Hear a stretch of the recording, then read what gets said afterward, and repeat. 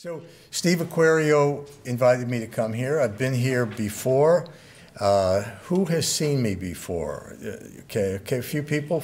Great. My own county is here, Essex County. Thank you. And you know, sometimes when people talk about integrity, it seems like, well, it's a pretty simple thing. Integrity, well, you just do it, right? It's like a Nike commercial. You just do it. So why am I here talking about it for the fourth time? Okay, well, it's a little more complicated than that. Although I would recall that famous biblical statement, and if there are any biblical scholars in the room, you're going to have to stand up and identify this. Nothing new under the sun. What has been will always be. What's done will still be done. Anybody recognize that? Come on, guys. Ecclesiastes. Nothing new under the sun. Who wrote Ecclesiastes? No, but that's a good answer. Someone else from a long time ago. Solomon. So that is often the way people think about integrity. You know, what's new to say about that? But we're going to do that. We're going to talk about it in a new way. In fact, how many of you have seen this? How many of you have this book? It's called The Law of Small Things, and it says, Creating a Habit of Integrity in a Culture of Mistrust. Now, this is a great book, and I happen to know the author, because it's me. So you're going to get a copy of this book. And the water just spilled. And I'm going to sign it. But first, another introduction. I'd like to introduce an old friend of mine, a colleague of yours. She was a legislator for 8 years in St. Lawrence County. How you doing? She helped me write this book. She's a great editor. She got me right on the right track. And she tried to do that for 700,000 people in the 23rd Congressional District. I'd like to acknowledge Tedra Cobb, former supervisor and candidate. She lost the election in that district. She was trying, however, to inject a little bit of the two-party into the two-party system in the North Country, something that's not that easy to do. And I admire her because it's not a question of whether she won or lost. I'm sure she preferred to win. But she made a race out of it. And that serves democracy. That's what integrity is. Feeding the system in a way that's meaningful to people. And that's what you do. That's what county officials do. And so I think while I invite you to give Tedra a round of applause, I'd like you to give yourself a round of applause for the work that you do. Thank you very much. That's great. So when I thought of a title for this talk, I don't know if you have one. I think it just says integrity, but I told them to make the title Integrity, the Law of Small Things. And that's a little bit ironic, right? Because when we think of integrity, we think of something really big. Well, integrity is really important. How do we associate that with something small? But what we're going to do today is try to understand integrity in a way that's different. So hopefully there will be something new under the sun. And I'm going to try to shed some light on integrity in a little different way. Because the small things are going to be our gateway into practicing integrity in the big things. Now, one of the things I'm going to do throughout this session, and thank you for coming, is ask you questions. Now, I'm not going to put anybody on the spot. Nobody has to stand up and talk. You can if you want. We'll do that a little bit later. But first, I'm going to make some remarks. And I'm going to ask you questions and just, for some of these things, get a show of hands. And we're going to get a sense of what you guys think integrity is. And then we're going to kind of shape this and see if we can get a definition out of it. But I promised you we're going to learn something new, and you are. So the first thing I'm going to do is open up with a story. And for this story, just lean back. You don't have to do anything. Just enjoy this story because it's a heartwarming one. Okay, you ready? And then I'm going to ask you a very simple question afterwards. So I have a friend. Her name is Janice. It's spelled like Janice, but she pronounces it Janice. And she's 87 years old, and she's an artist. And she's been painting for over 70 years. And she was doing a retrospective on her work and at a studio. This is actually in Arizona, where I spend some of my time. And she asked me to come and see it. Come and see the preview, actually. She invited me to a preview. And I jumped at the chance. She's a good friend. And we were walking into the gallery, and she said, "You see this painting on the right? First thing in the gallery." It had a date. It was 1949. 1949. She was in high school. She said, "This is my first painting." I said, "Well, tell me about it. How did it come to pass?" And she said, "Well, I was a student in high school, and my mother brought me to a fashion show. This was a Native American fashion show. So it featured the wardrobe of Native Americans in the area of Tucson, Arizona. And the painting that she had was really pretty, but you could tell it was just beginning. It was her first work. But when she was doing it originally, it was just a drawing with a pencil. She had pencil and paper. And she was doing it during the fashion show. So her mother says to her, "Janice, wouldn't it be great if you put some color into this?" Janice says, "But Mom, I don't have paints. I don't have anything to do that with." So her mother said, "Well, let's go right now. We'll go to the art supply store and buy paint." So they get up, they go to the art supply store in Tucson, Arizona, and they're gathering stuff up, and they bring it to the cashier, and the cashier is ringing this up, and Janice's mother takes an envelope out with cash. She takes the cash out of the envelope, and on the envelope it says, "grocery money." So Janice says, "But Mom, that's our grocery money." And her mother said, "That's okay, dear. Sometimes you need groceries for the soul. Sometimes you need groceries for the soul." Okay, so you ready for the question? The question's going to be whether that act of Janice's mother was an act of integrity. Now, we can all agree that it was loving, it was kind, it was compassionate. But was it necessarily an act of integrity? So think through your own personal way of deciding these things, and then I'm going to ask you, who thinks, first question will be, who thinks what Janice's mother did was an act of integrity, and who thinks it was not necessarily an act of integrity? Okay, who thinks it was an act of integrity? Okay, all right, so we have about half. Would I be right in assuming that the rest of you don't think it necessarily was? Let's show of hands. Who? Okay. So actually, most of you are thinking that it's not necessarily an act of integrity. Now, this is interesting because what that means to me is that something can be noble and generous, life-changing, changed her life. She became an artist. But not necessarily be an act of integrity. Something can be really good, but that's not necessarily what integrity means. So I assume it works the other way too. So something can be not so good, something can be bad. Let's say someone sitting home, watching TV, not engaging with anybody, overeating kind of thing, something that we wouldn't really regard as admirable. But that's not necessarily a breach of integrity. Would you agree? Okay.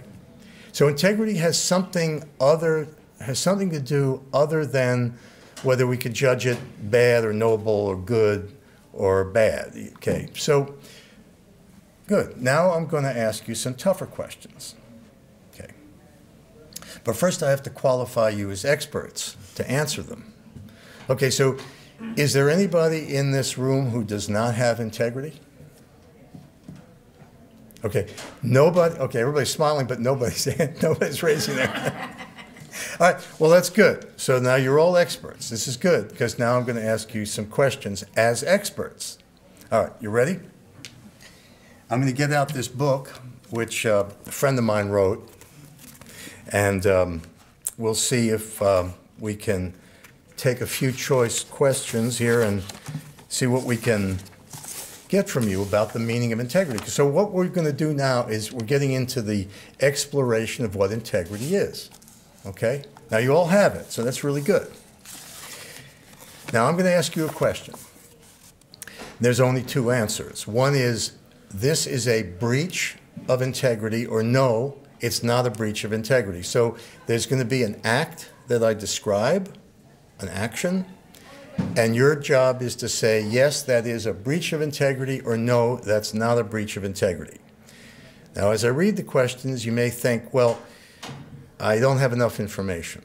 So your job is to assume that there is enough information to answer the question. So everything you need to know is in the question. Okay, you ready? Okay, here's the first one. You make a lunch date, then, getting a better offer, you cancel with the first person, telling a white lie about the reason for canceling. You got it, or should I read it again? You got it? Okay.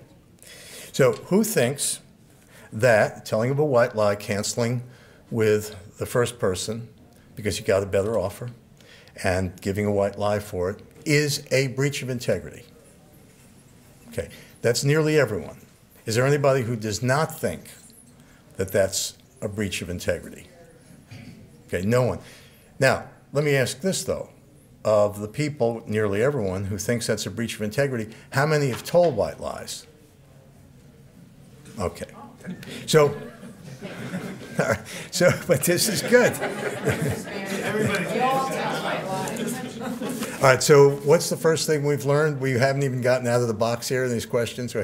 We know that we do things that breach integrity, but we do them anyway. But at least we recognize that they're breaches, so it's a really good start. Okay, the next question. Your best friend, a partner in a prosperous banking firm, comes to town a few times a year. He insists on taking you out to dinner on his company's expense account, saying that his firm neither knows nor cares that this is really a personal expense, and you let him pay. Okay, everybody got it?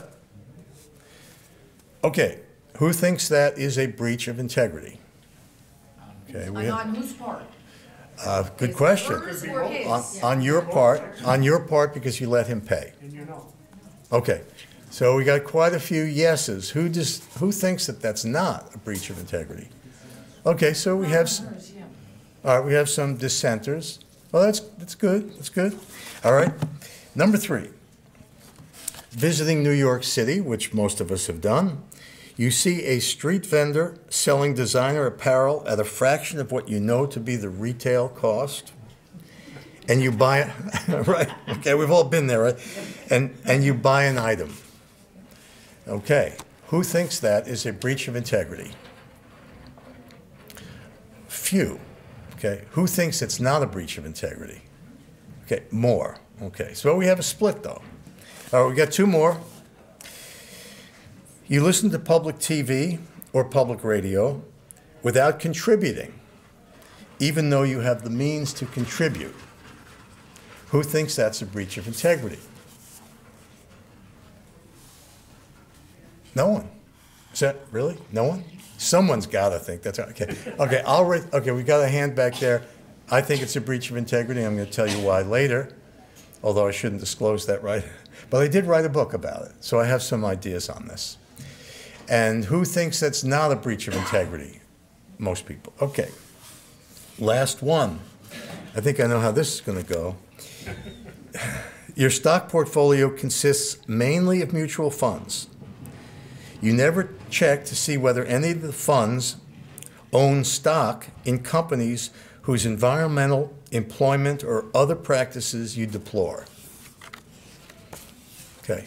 Who thinks that's a breach of integrity? To own stock, own mutual funds that are comprised by stocks that engage in practices that you abhor.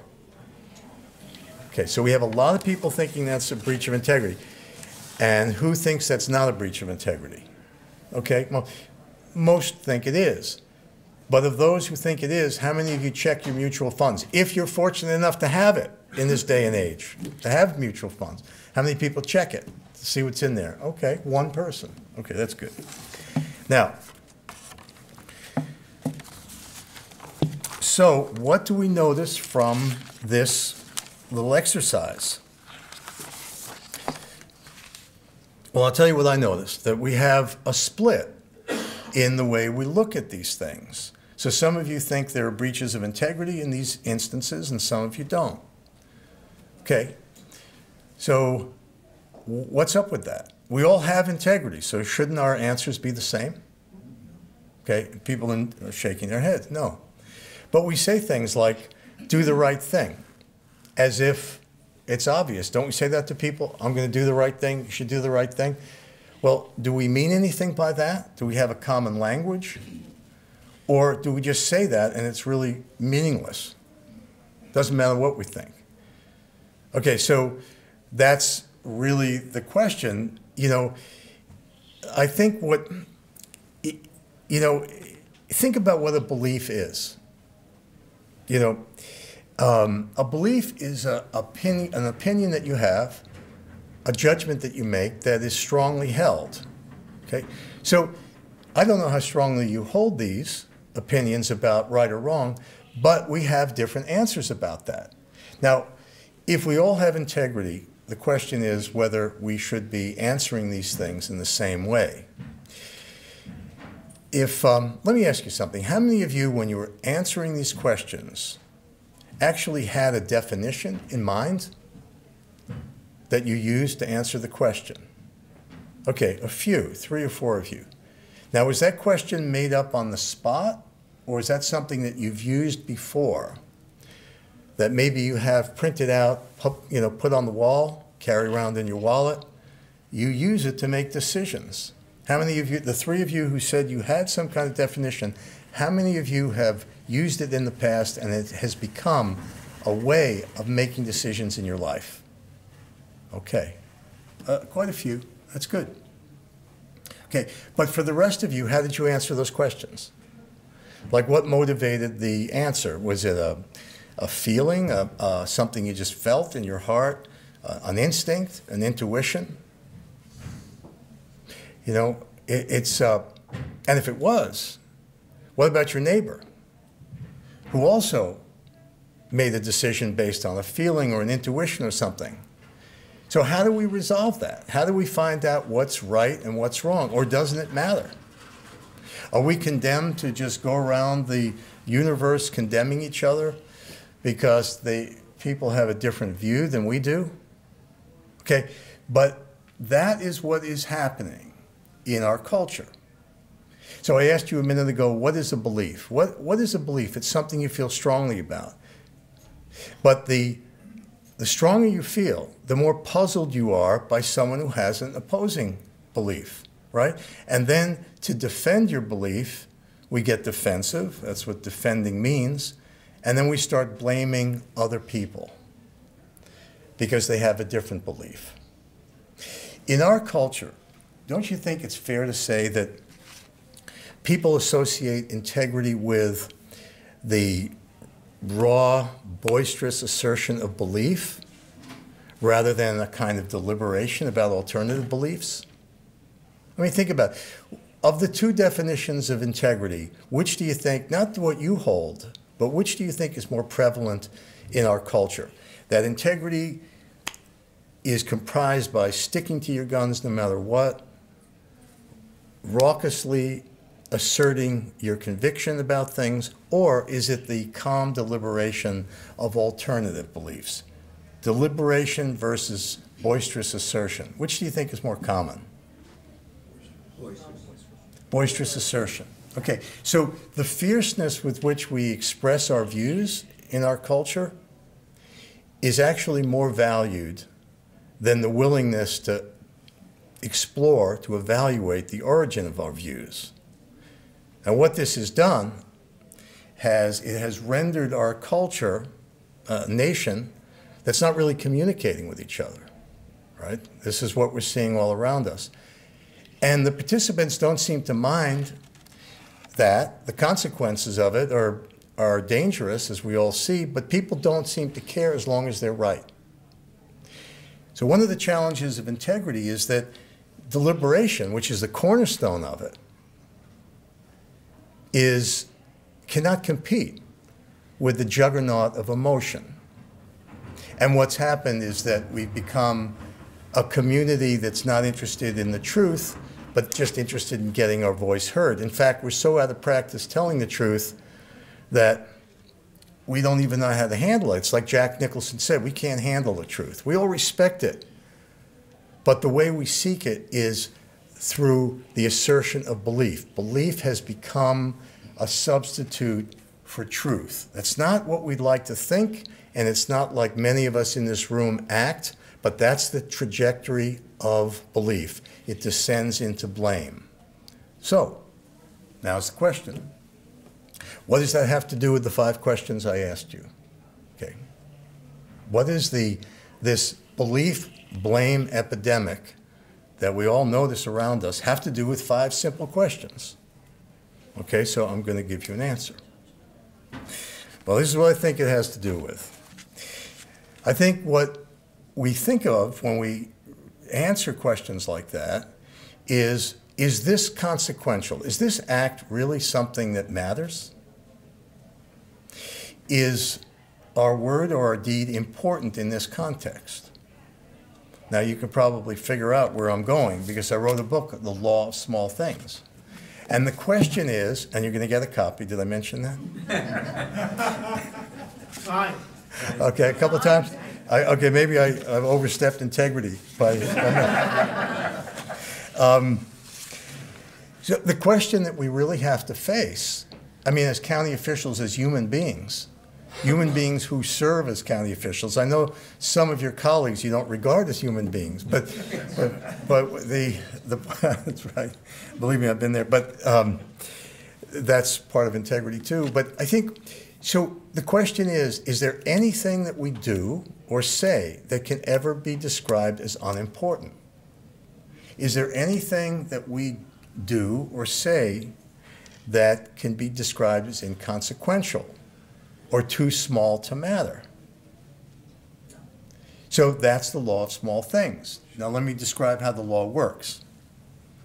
Let's take the white lie. Now, most of you, and it was very encouraging to see this, think that the white lie is a breach of integrity. You don't think it's too small to matter. Okay, that's great. But I think we're surrounded in the culture that does that. So here's the question. If our culture condones something as small as lying about canceling a lunch date, why should we expect the President of the United States to tell the truth? It's not a trivial question, because the root is the same.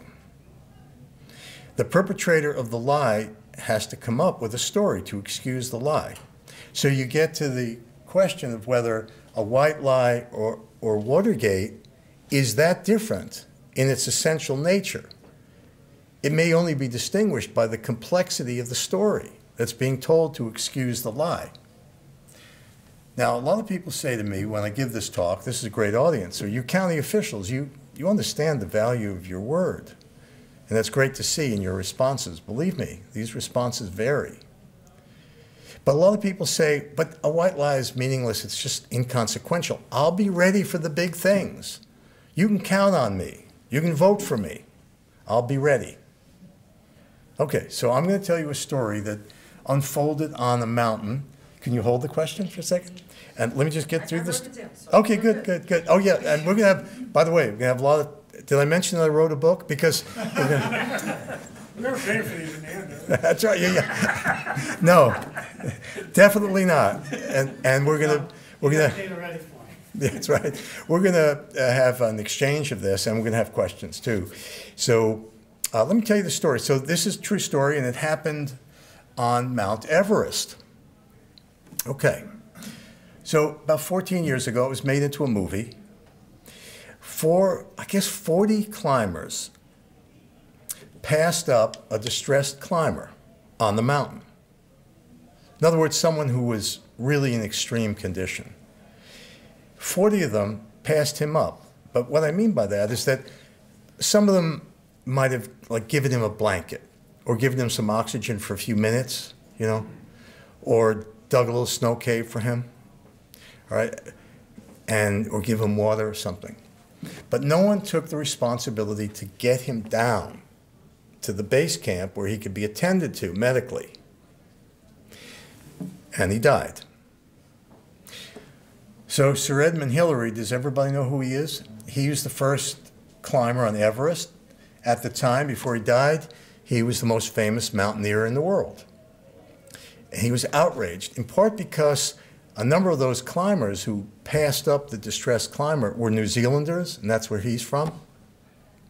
And he said, when I was on Everest, as badly as I wanted to get up that mountain, the summit is very secondary to saving a life. Can't argue with that. But 40 people passed him up. If you had asked those 40 people, when it comes to saving a life, is there anything more important? And they would say, no, of course not. Saving a life is the most important thing. But they left it to someone else.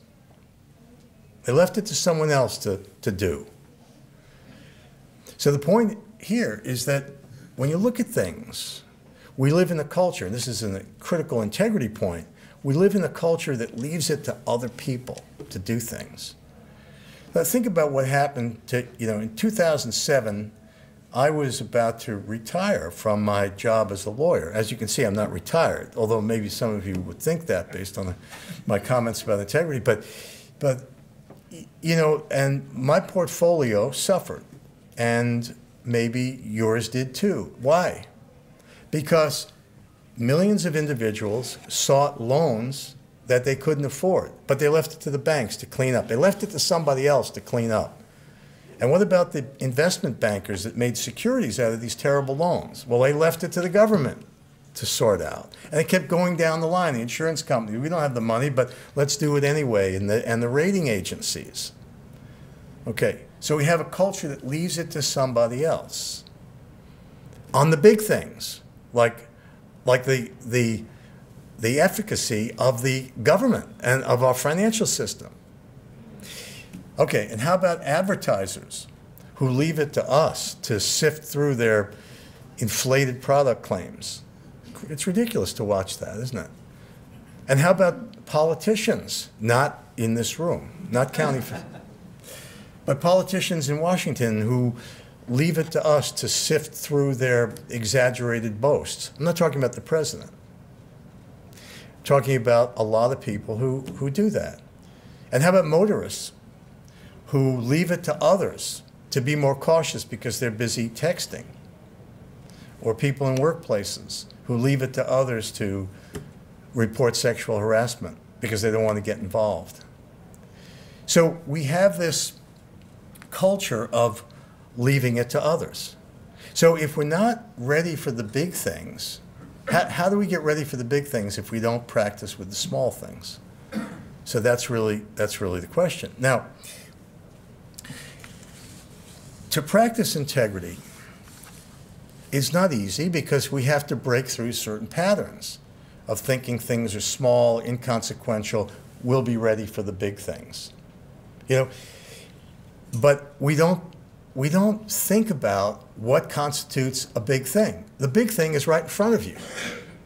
Like when you walk into your county offices and you see a pile of papers and you're groaning because you're never going to get through it. And you ask yourself, is this what my job has come down to? Sifting through applications or paperwork or briefs or drafts, and you don't even know why you got into public service anymore. But what is going on in that small thing is a reflection of the biggest thing, which is serving a democracy, the greatest experience in democracy in the history of the world. So by training ourselves to look at what a small thing is in reflection of a big thing, well, that's an exercise in integrity. Always understanding how powerful it is what we do in small ways. integrity is very hard. I know people say just do it, and I made a joke about that, and I think we all laughed about just do it, like a Nike commercial. But it's really hard, because when you really think about it, avoiding embarrassment is really what integrity is for most people, just staying out of trouble. So I'm going to give you an example of that. Like Warren Buffett, who we admire. Do we admire Warren Buffett? I mean, he's a cultural icon, so there are some hands. So here's his definition of integrity. He said, when you contemplate an act, try to imagine that what you're doing or what you're about to do is on the front page of the newspaper the next day, read by your family, your kids, your spouse, and your friends. And then decide whether you'd want to go ahead and do it. Now, I just want to ask, how many of you think that that's a good rule of thumb? And how many of you think that that doesn't quite get at what integrity is? So who thinks it's a good rule of thumb? Okay, all right. I think you know where I'm coming from, so because you know I'm going to shoot it down, but still, a lot of you had the courage, the integrity, to say that it's a good rule of thumb, and it is. But here's the problem. It's turning integrity on its head. So instead of thinking about what your promises are, your promises to constituents, your explicit undertakings, your implied responsibilities as a person prominent in the community, in your family, in the country, instead of thinking about duty, what are you thinking about? Embarrassment. Embarrassment is the third rail. Embarrassment, punishment, guilt, right? Okay. Stigma. And that's what he's getting at.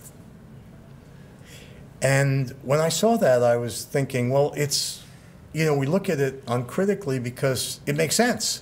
Why would you want something you do to show up on the front page? But that's not really what integrity is about. When you think about the language we use commonly, like cliches, I call that the vernacular of self-interest. A lot of our cliches habituate us to treat self-interest above duty. I'm going to give you some examples, then you can give me some. Like, no harm, no foul. Okay? You snooze, you lose. Looking out for number one. You can't fight City Hall. It's just business. Fake it till you make it. Now, ever since I started working in this arena, I'm not going to mention again that I wrote a book about this, but I started paying attention to this. And actually in the book, which you're all going to get, so you don't have to buy the book, I point out that the Eskimos have 40 words for snow. You've heard that? You know, they have like every type of snow you can imagine. And what do we have? We have one word. But we have more than 40 words for how to substitute self-interest for duty. And that's rampant in the culture. Another thing that we do in our culture is we break promises. Like, how do you feel when someone gets on the phone, you make a call to the credit card company or something, and somebody answers and says, not somebody, but a machine, your calls are very important to us. Yeah. How important are they? How important are they? But, you know, that's part of promise breaking. What about politicians who decide that, I hope I'm not offending anybody in this room, but I don't mind if I'm offending somebody outside this room. Maybe that's an integrity question. But there is a very prominent example of this that I'm sure you can recall. Promised not to run after serving 2 terms, and then said, well, I'd really like to be mayor of the city of New York, another term. And so he breached his promise and he did it. Okay? But we do it too, and we make copies of CDs. Does anybody listen to those anymore? DVDs, backdate stock options. We say, well, we'll get right back to you, when we don't really mean that. Let's have lunch. So it's the idleness of language that's part of our struggle. So what do we do when, and there are other forms of lying. How many of you are Yankee fans? Probably half the room. Somebody just got up. Must be a Mets fan. Boston Red Sox. No, this applies to Boston too. Come back. You come back. So I'm a Yankee fan. I have been for, well, since a little after the Civil War when I was a kid. There goes your integrity. Just Yeah, like right. that. Right. Okay, but I actually listen to the Boston station too. It's exactly the same, and you're going to know what I talk about if you listen to the radio, which is what I do. There is an official endorsement for everything. So the Yankees have an official water, they have an official pizza, they have an official road car, they have an official town car. What else? They have official apparel, a home for the aged, right? It keeps. Now, what's going on with that? I mean, it's silly, it's ridiculous, but they don't mind lying because they know that we're used to it. I went to a wedding of the daughter of a friend of mine. He happens to be a congressman in Texas, and it was in a small town someplace. And anybody know about Texas, West Texas? Anybody from Texas? No, because from there, nobody's from New York who lives in Texas either, so it's all right. So it was Marble City, I think. And I get in there, and it's a small town, and I pull into the parking lot. The buildings are kind of dilapidated. You know, it's seen better days. Walk in, but at the reception desk, I see on the other side, there's a lake. It's really nice. Man-made, of course, because, or I should say person-made. There are no lakes in Texas. Did you know that? Right. So they were all man-made, but it looked nice, and I said, I'd like a room there. And she said, no, they're gone. Those are unavailable. What you have is a city view. A city view. I said, well, I just walked in from the parking lot. I think I saw the city. You can't call that a view. And she like shrugged. And I said, ma'am, you were told to say that, right? I mean, you didn't make that up. She said, no, they told me to say that. And I just thought, this is what people do. We do it. We're told to do things. How about mission statements for companies that we work for? We look at them and we go, this company doesn't represent this, but it's something that we put out there. Let's get to the heart. So really what I'm trying to point out in all of this is that to practice integrity, you have to actually puncture the culture that is drenched with the breach of it. Now, how do we find our way in something like that? As county officials, as people who are the arbiters between a community and a nation, whose goal it is to deliver resources, when those resources are tough, you face these tough questions all the time. Well, how do you practice integrity in a tough environment like that? Well, integrity, reduced to its essence, is the search for truth behind belief. That's the connection to those 5 scenarios. Nothing is unimportant. Not a white lie or taking a, or taking a free dinner. Nothing is inconsequential because the practice of integrity requires just that, practice. Like, can anybody go to Carnegie Hall and sit down and play a Beethoven sonata without practicing for years? You know the old joke about Carnegie Hall? Does everybody know that? Like someone's, sitting there on 57th Street and 7th Avenue, and they say, how do you get to Carnegie Hall? And the New Yorker says, practice. But it's true. How do you practice? How do you act with integrity? Practice. So let me try to wrap this up, and then we're going to have some fun with some questions. What's the most important thing? Think about this for a second. What is the most important thing that a citizen has to do in a democracy? Okay, vote. What else? Be true to themselves. Be true to themselves. It's very good. What else? Anything else? Stay informed. Stay informed. Okay, these are good answers. And voting, obviously, to vote, you need to stay informed and also to be true to yourself. Okay, I think we got it pretty well. Anybody want to add something else? Pay taxes. Yeah, I'd like them to pay their taxes. Pay their taxes, Be be a good static. citizen. Okay, so here's what I want to pose. The hardest thing, I think, in a democracy, all those things you said, but I want to add something. You have to ask yourself, does a candidate invoke high-minded principles for the purpose of bringing us in to a community of values? Is the invocation of high-minded principles to get us to underscore, to commit to mutual well-being? Or is that candidate voicing these high-minded principles for the purpose of serving their own ego? Now, I'm not talking about Trump, okay? And I'm not even talking about politicians. The key question is, can you trust someone? Are they for us or are they for themselves? So when someone speaks idealistic language, is it for self-aggrandizement or masquerading as idealism, or is it to lead us to a better way of looking at ourselves and of our commitment to people, to our community? That's the key question. So let me ask you this. How do you know that you can trust someone? How do you trust someone? What is it that enables you to trust someone? Anybody? History. Okay, relationship, history. Yeah. Okay. I'm going to offer you this thought. Results.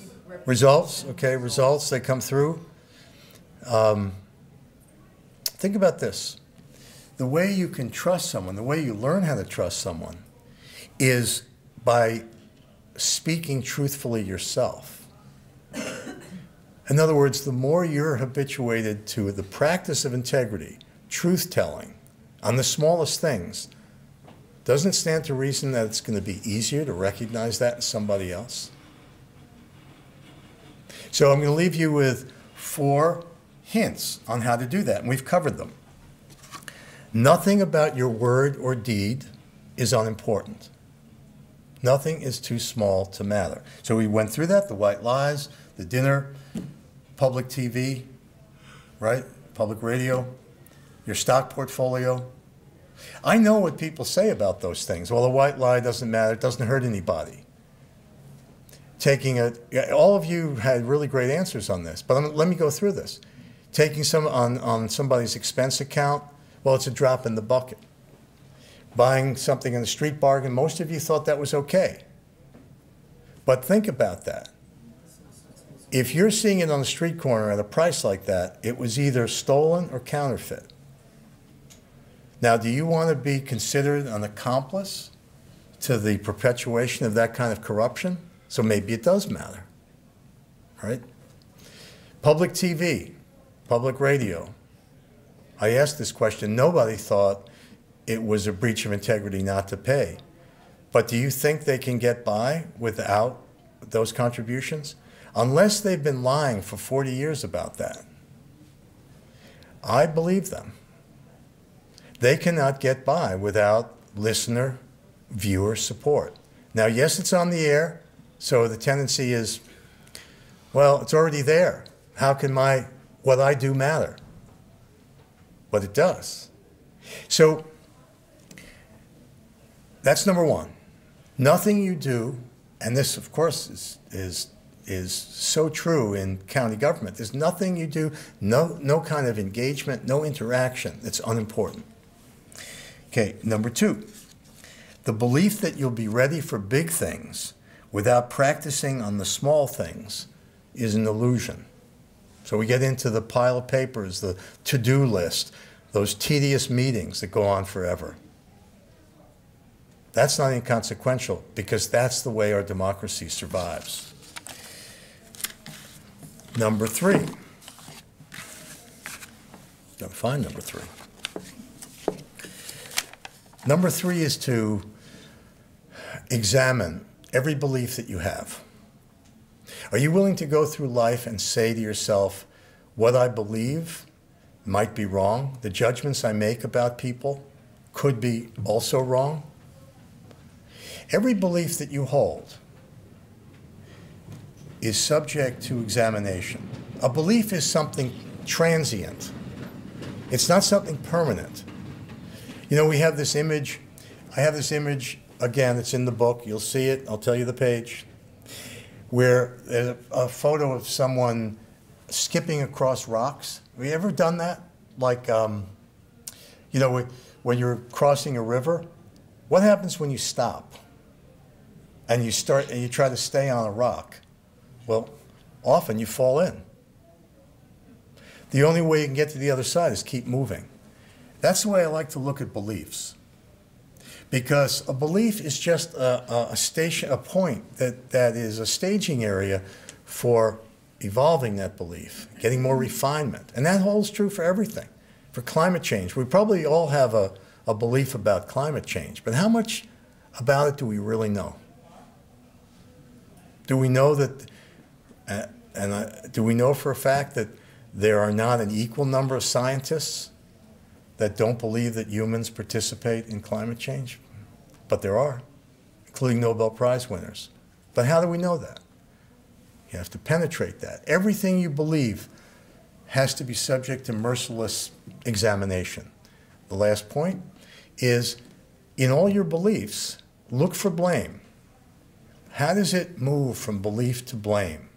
That's the trajectory I said was not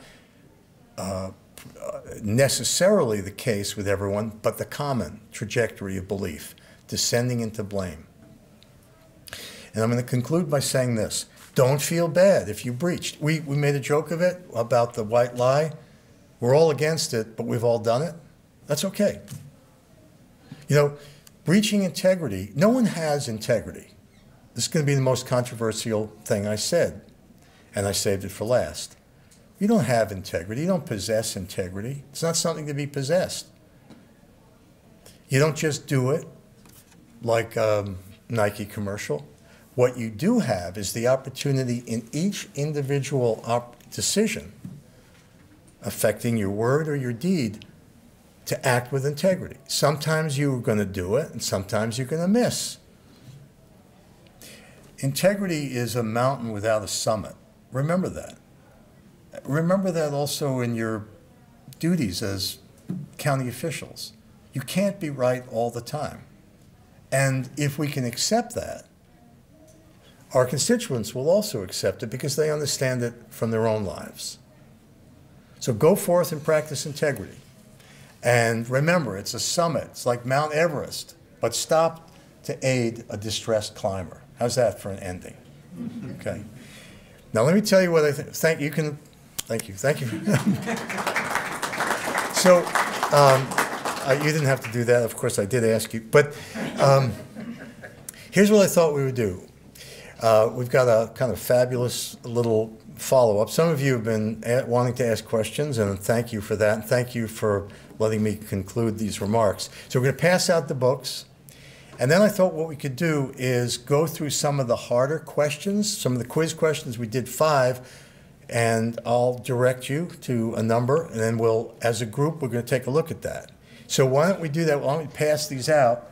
So it's X, V, double I. And it'll say on the top, preface. And do you see a series of questions starting with number 9 and ending with number 14? Everybody have that? Okay, very good. That's good. It's a little confusing to me. And this is what I'd like you to do. Read number 14 to yourself. Then I'm going to read it. And then whoever wants to comment on it will. At a dinner party, someone asks your opinion on gun control. Because of your strong views on the subject, you expect that you will spark a sharp debate, disrupt the party, and upset the host. But since you have been asked, you express your views. Okay, what are some of your thoughts on that? Anybody? Okay, please. Our group has decided that it is not okay to do because of disruption, but we do not believe it's a breach of integrity. So we think that the question or the answer should be the top part of that box, but the bottom part doesn't jive with it. All right, so let me see if I understand. You understand that it would be a disruption, Correct. but the disruption, the causing of the disruption would not be a breach of integrity. No, no, we think that it is not okay to do. Not okay to Something do. that we don't think, but we don't think that if it has to do with the integrity. Okay, So we just personally believe that That's not a choice. it's a That's choice not not a choice, to you do gotta it. take a position. all right. It's not multiple choice. So, okay, so that's, why don't you make that point, sir, and sort of that's, This is us actually doing it, that's, well, so maybe we're reading the question wrong. No, Okay, so the- there's two selections to answer. Either it is okay to do, or it isn't okay to do. And if it is a breach of integrity, or not a breach of integrity. So if it's not okay to do, then it has to be a breach of integrity, because the answers are mutually exclusive. You can't have one answer without the other. And I don't that's what we're arguing. Yeah, but okay, so how about this? How about, let's just get one person to explain why it is a breach, and then we'll get another person to say why it isn't. Now, who thinks it's a breach of integrity to sound off at a cocktail party? I'm sorry, a dinner party. Upsetting the host with your strong views about gun control. Anybody think that's a breach of integrity? Okay, now, good, so we have some hands. Why is it a breach? Can someone articulate that? I think you, sir, are the nominee. No, because that's not the mode and the reason why you're at the cocktail party. Okay. You're at the cocktail party for a social event or a dinner party. It's not to be a political debate whether it's 6 to 1 or half dozen the other. It's not appropriate to do in that venue or setting. Okay, so what is he saying? What's your name? Don, Don, thank you. What is Don saying? Don is saying that in that particular environment, it's not appropriate. What's another way of saying that? It's situational. Well, what about duty? Remember the small things. Think about what responsibility you have to the host. Think in terms of that. Do you have any? Do you have? Someone invites you to a party. Be respectful. Okay. Is that a duty to be respectful? For me, it is. Okay. Is there anybody who disagrees with that? That there's no duty to be respectful to a host at a party to which she invited you? is the host your wife? Okay.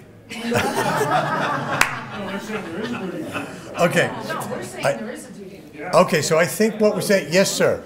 Is that a duty? Sure, it's a duty. To do. And why is it a duty? Well, it's a duty to be respectful. Okay. But if someone invites me to a party and knows me and then asks me that, they obviously want to spark a conversation. But what if it's not the host? What if it's someone who's at the party? Yeah. Okay, so we've established it as a duty to the host. Now we can call that anything we want. We can call it the duty of respect, duty of civility, the duty of loyalty.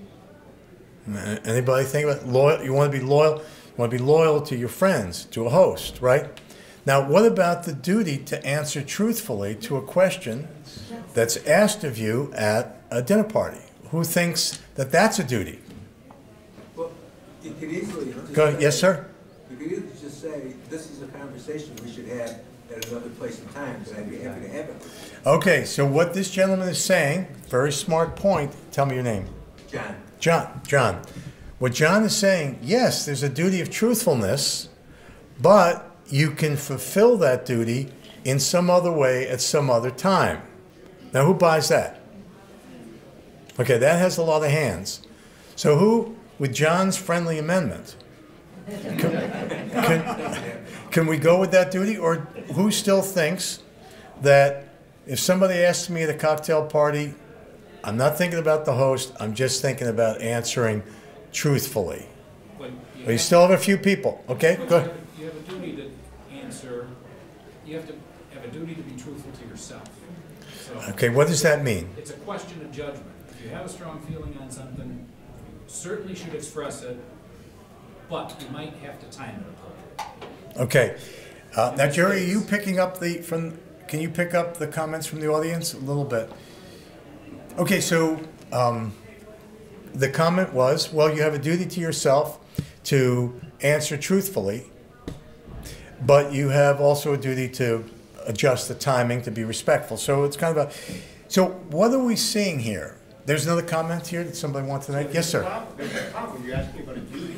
Yeah. The duty implies an obligation. Yes. And if there's no obligation to answer a question, as an adult, you can just ignore the question. There's no obligation there, and it doesn't affect, I don't believe it affects integrity if you don't answer something where you have no implied obligation. So I'm going to repeat that because this is very central to integrity.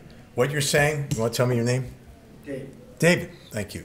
What David is saying is the first question you have to ask is whether you have any duty at all to respond. So somebody asks you a question. What do you think this is? The floor of the House of Representatives? I mean, it's a dinner party. What obligation do you have to shoot your mouth off? Have I correctly characterized?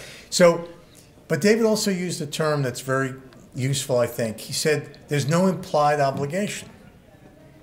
But it's interesting, too, because let's turn that on the host. You didn't promise the host that you weren't going to say anything, but you're not going to embarrass her or wreck the party.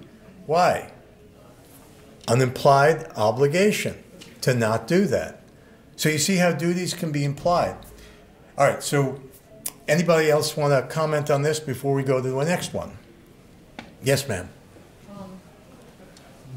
I don't know at this point what the person who's asking what their opinion is, or whether, so, you know, before I just deny them conversation, I may want to know what they're thinking, what their opinion is, and and then we can decide whether we even engage in a conversation. Okay, so that's a good point. It's like, well, who's asking the question? What do they want? Where are they coming from? Are they friend or foe? Are they trying to spark a problem, a debate? We scope it out. And that's important because we want to know what somebody's expectation is of us. So duty really is about expectation. We didn't get into it. The book does. Because when you think about it, all you do as county officials, when you swear to uphold public integrity, is you take a very general oath, right? Best of your ability. Best of your ability. Everything else, in a sense, is implied. But the public has expectations of you, and a lot of those are reasonable.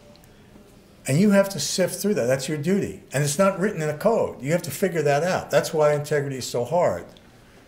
So yes, you've reached an important point about knowing where someone's coming from, but we don't want to complicate the question.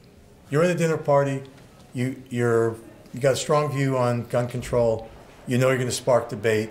Doesn't matter who asks the question.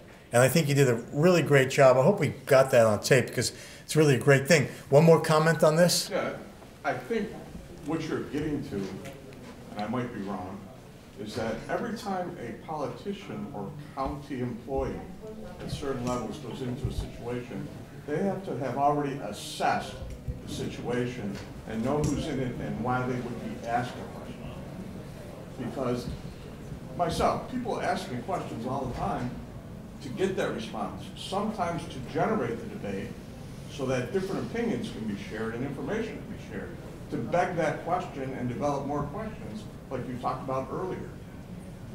Okay, so that's a really good point. You're all in this situation. You're sitting maybe on a public, the dais of a public meeting, a public hearing, and somebody comes up who's a known, let's say, troublemaker, and may want to ensnare you. Okay? Does that, now, are you going to look at that person the same way as you're going to look upon the person who comes repeatedly informed with a question that's always helpful, that displays a kind of commitment to the best answer, or someone who wants to just hurl their belief at you? And I think you ask a great question because the answer is, well, in one case, someone has a reasonable expectation of a truthful answer, and in another case, just wants to spark debate. And you have to be careful of that judgment. Now we can stay a little bit longer because we got started later, but I want to do two things. That was a great debate, thank you. I want you to have a chance, I promised you would, to ask your question. And then this gentleman, is it John? No. That's, he has a really interesting one. And then so let's go with your question. Okay. Mine was, as you were talking, I think a lot of these scenarios and stuff, the stuff that I wrote down is you dealt with two different issues. One is feelings, and feelings are not a tangible issue, especially as politicians, how we look at things. Yes. So feelings are, facts and figures. We deal with facts and figures. Most of our people who come and complain are dealing with feelings, and it's very difficult to get where you're on a common denominator in order to even bring integrity into it, because regardless of how you bring your personal integrity into it, it's not going to make any difference. And I think the other comment, which you actually even answered that, is perception of truth. I mean, you're upstate, I'm downstate, your background is this, mine's that, depending on how you've been brought up, your environment and all that, your truth could be true in your circumstances, my truth can be true in my circumstances, and we're just not on the same page. So when you're looking at as far as the integrity, for me, that's why I agree with the small, is, the small will always lead to where you don't get out of control of the big. So, well, but that's, I mean, like, even the scenario we just talked about, ours was that you're talking about a dinner party. We're not talking about a professional or a organized type thing. If I'm at a dinner party, believe me, my friends know I'm going to say exactly what I have to say. And they, hopefully, we're all kind of, because you usually hang out with people who are like-minded, we could have that. There's not going to spark an interest on one side or the other, because most of us are going to be like-minded on those issues because we're together. Well, I think it's a great question, and it's a big question. And I think the only way I'd like to respond to it now, and we could talk about it later, is when someone has a feeling, which I call the belief and opinion, it's all kind of the same thing, it's really important to not respond in the same amorphous way, like with another feeling, because that's really what we have now. People hurling feelings at each other, right? But it's important to get to the root of what they're saying, and it's really, so what we're really talking about is you have to ask.